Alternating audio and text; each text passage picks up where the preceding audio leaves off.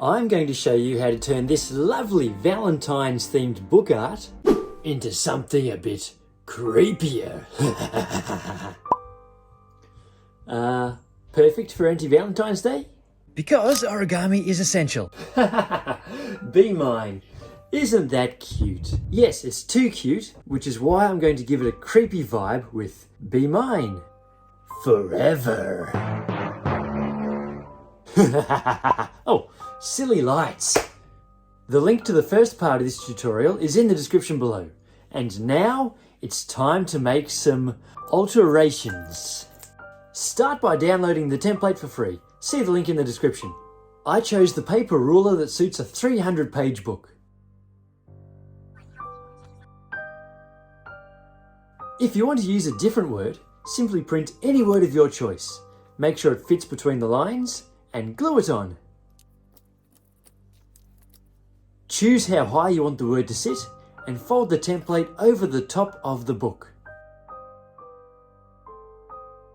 From here, it's exactly the same as the technique in part 1 of this tutorial.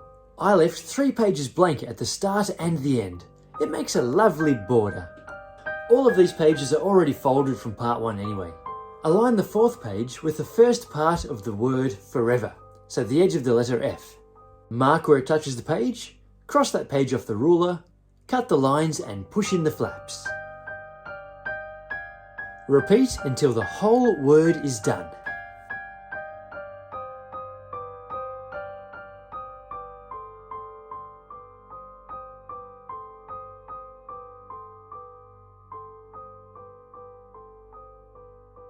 So now it says Be Mine for... wait a second, that looks horrible.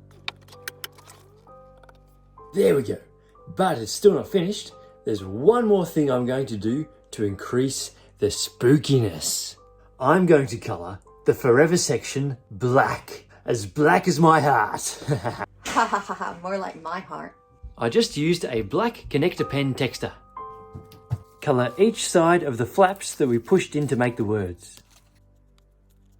Also place some scrap paper underneath to avoid any unwanted colouring.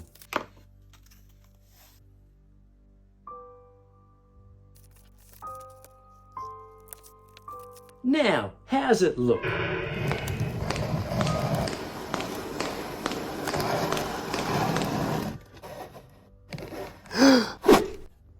Be mine forever. Forever.